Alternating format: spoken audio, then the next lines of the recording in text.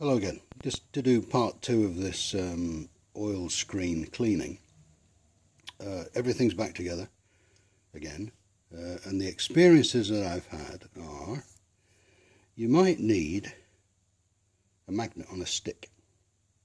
I've got one of these little telescopic things, because the oil screen itself that I took out and showed you before, not the spring obviously, but the oil screen itself, fortunately has a metallic cap, and because it's recessed, it would be a bit fiddly to get out. So I advise you, if you have a magnet on a stick, that it will prove to be much easier.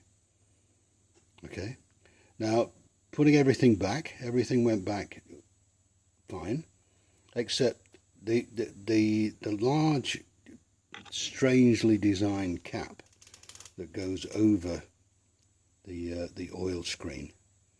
There was some tension because it's pushing against the spring.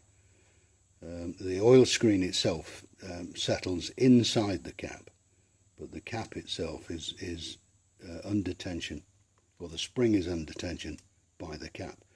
So there is a little bit of resistance when you're putting that cap in, and just to kind of show you, it's where that silver dot is, right underneath the engine. So it's down there.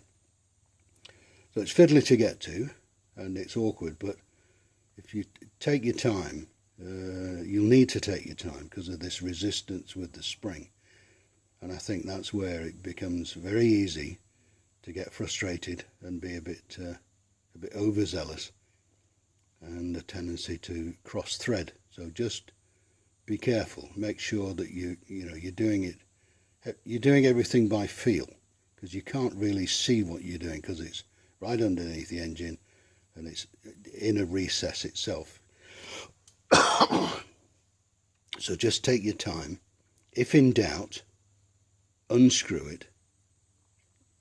Just try again. Okay, and don't put a spanner to it until you're absolutely sure that the threads are okay. Alright, so as you can see, the bike is up on the stand now. So we're back to rear mudguard and the seat, and then I think we should be okay. But I'm going to do the oil now. There's no point in showing you how to do that because it's fairly simple, and I've only got small containers of oil. So it's going to be a bit fiddly anyway. But we'll do the sight glass when I've finally got to the end of it. And I'll show you in part 3 what we do with the oil. Okay, see you in the next one.